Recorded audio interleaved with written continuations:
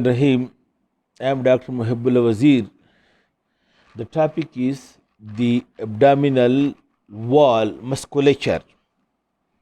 Look, the abdomen is bounded from anterior side and from lateral side by a thick layer of muscles, and from above it is bounded or separated from the thorax by diaphragm, and below it is bounded over here most inferiorly by the floor of the pelvis, which is also called as perineum, and it is from over here that the urethral and vaginal and anal orifices come out, and posteriorly you can see it is the vertebral column, and the thoracic cage, you look over here, the diaphragm lies over here, while the thoracic cage, it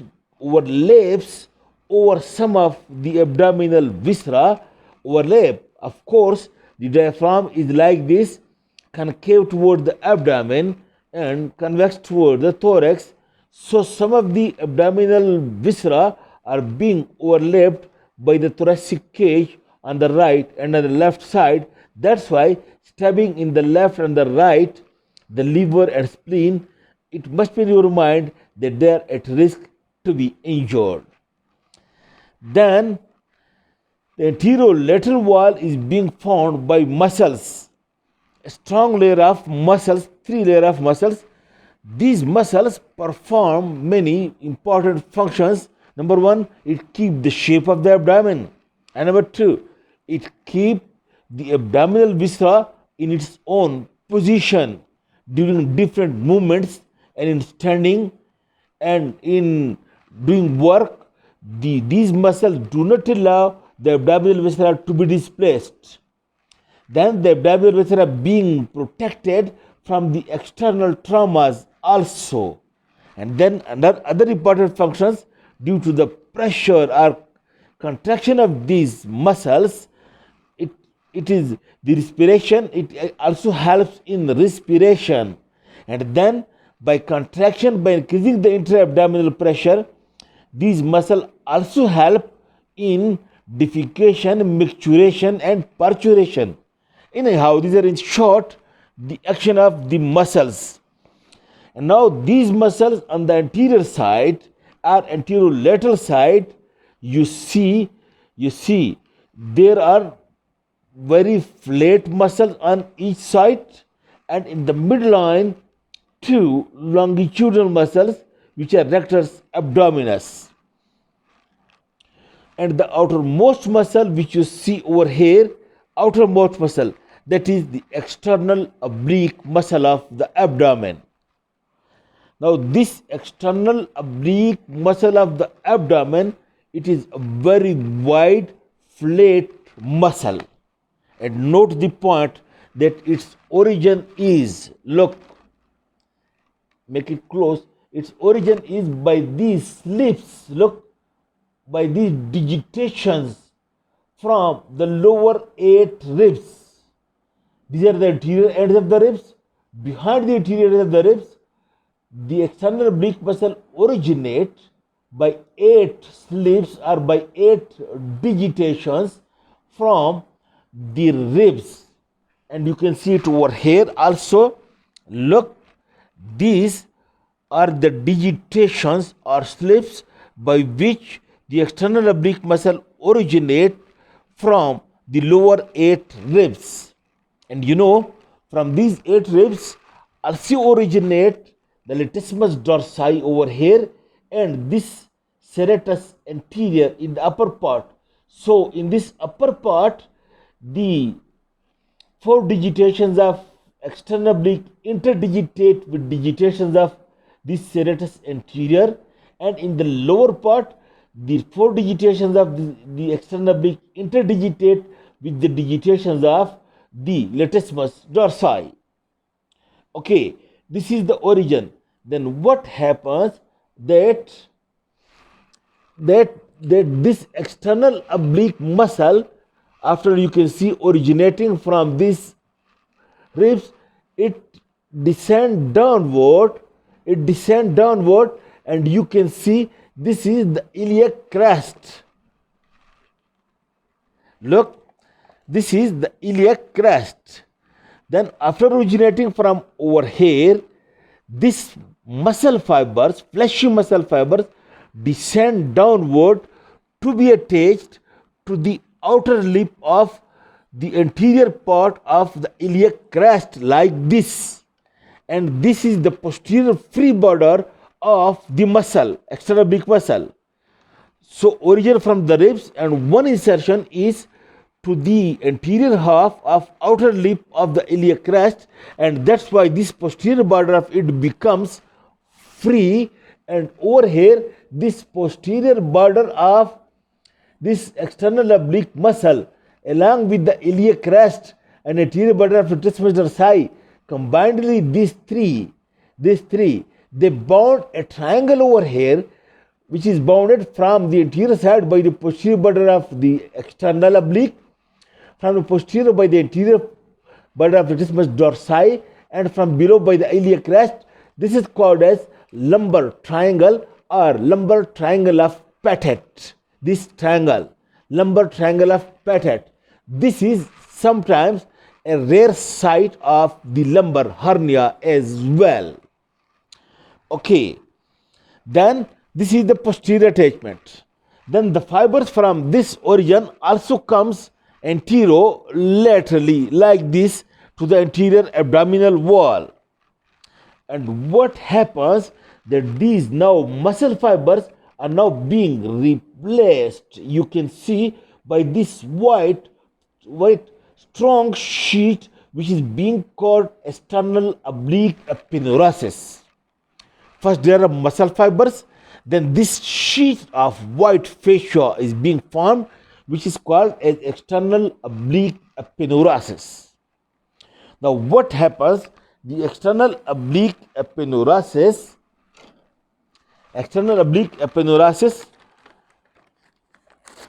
from this side and from this side, both passes anterior to this rectus sheath, and in the midline from the Xiphi sternum over here to the pubic symphysis, the two aponeurosis, the fibers of the two aponeurosis interdigitate with one another like this in the midline to form the linea alba.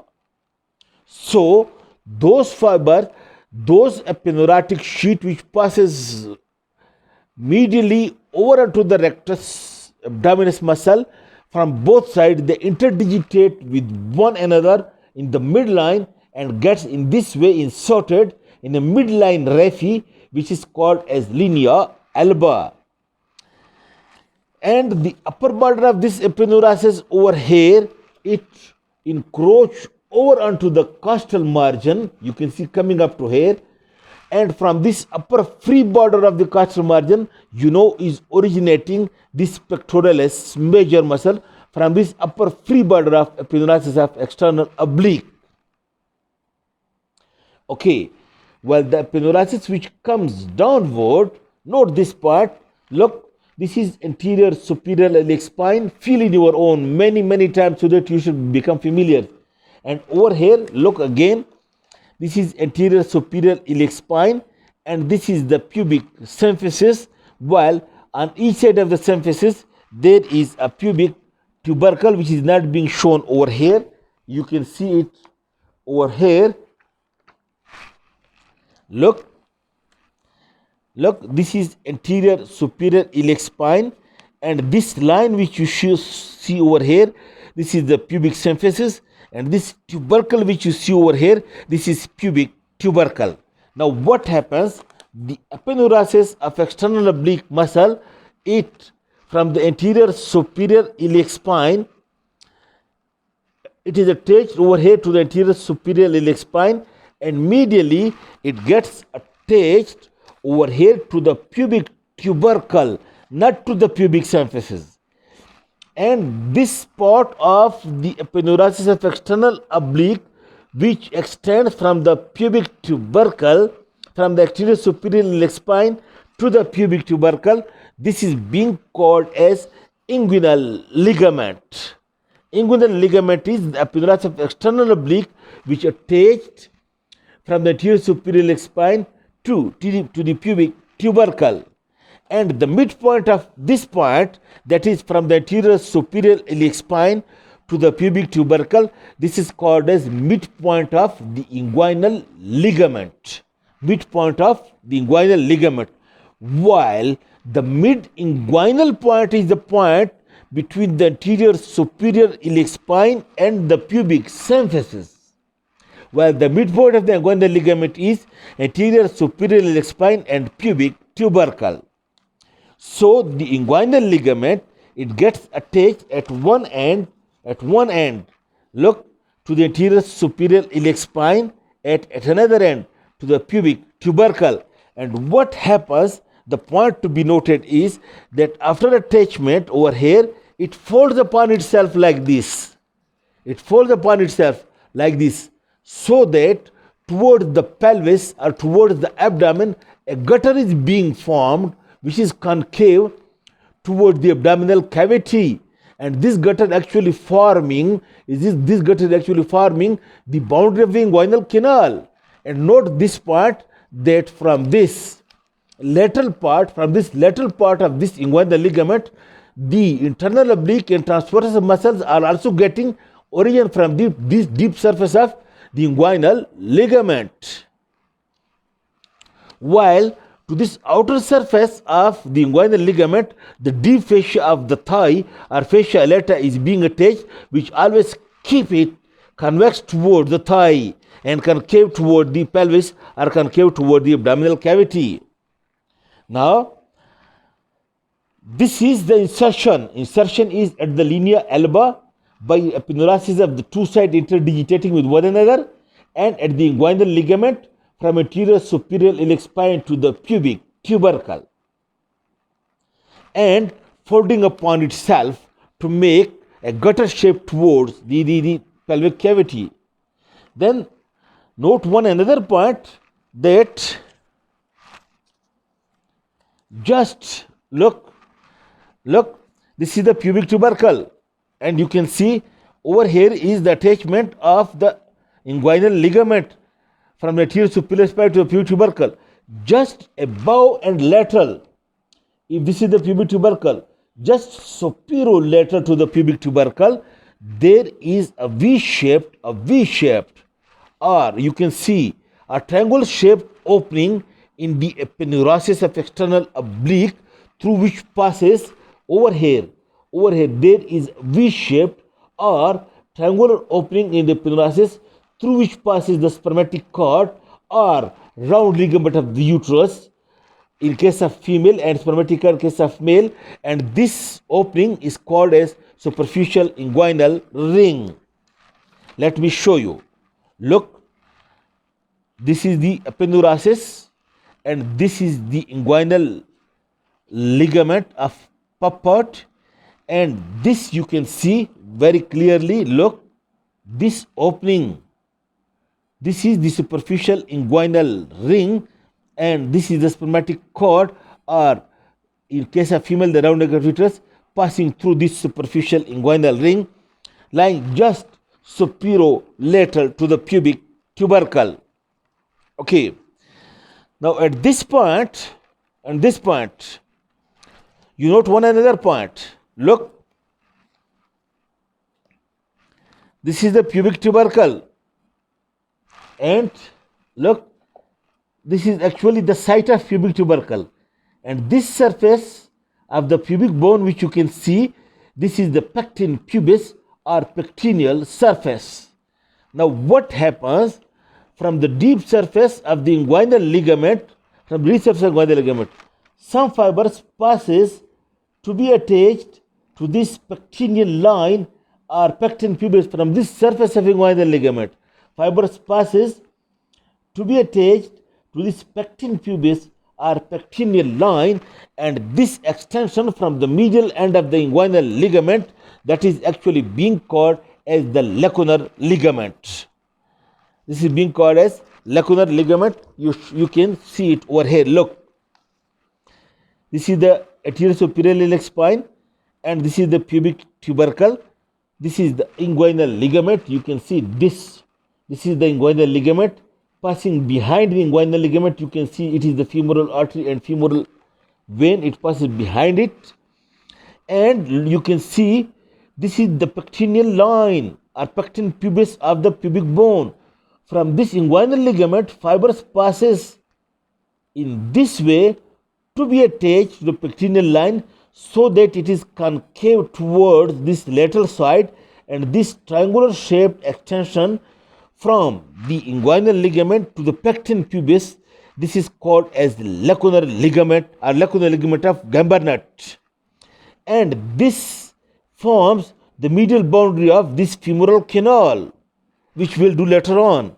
This lacunar ligament, it is an extension from the posterior end, for the posterior surface of medial end of the inguinal ligament to the pectineal line.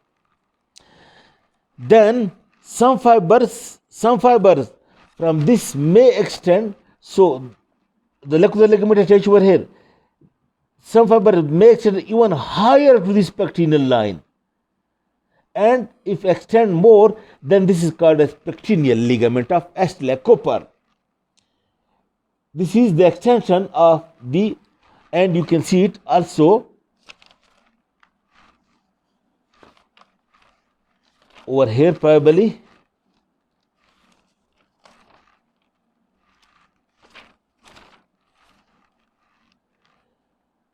Yes, this one. Look, now you can see this is the inguinal ligament, and this is the lacunar ligament, and this is a thin ligament lying over the pectineal line. This is the pectineal ligament. Inguinal ligament, lacunar, and pectineal ligament. Then what happens? One note another point, that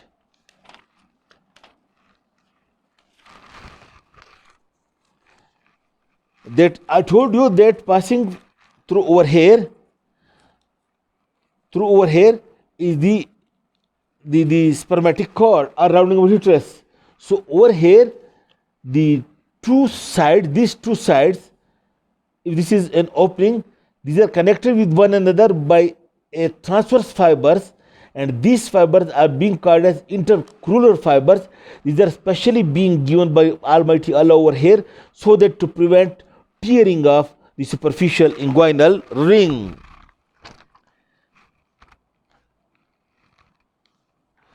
This you can see.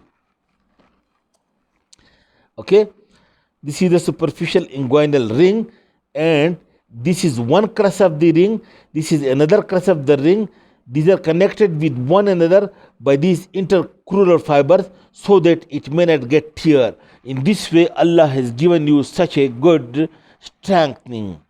In this way, the insertion of the external oblique is at the linea elbow, at the inguinal ligament, and for extension from the inguinal ligament is then the lacunar ligament, and from the lacunar ligament there is a pectineal ligament, and then some fibers which are intercrural fibers. But some fiber, if you want to make it slightly more detailed, then from this pubic tubercle may pass towards the opposite side, and from this pubic tubercle may pass towards the opposite side to the linea alba. If present, then they are being called as reflected part of the inguinal ligament. This is all about the insertion of the external oblique muscle. I hope you study it and see it and understand, because depending upon this, then we will do the other muscles and inguinal canal as well. Thank you.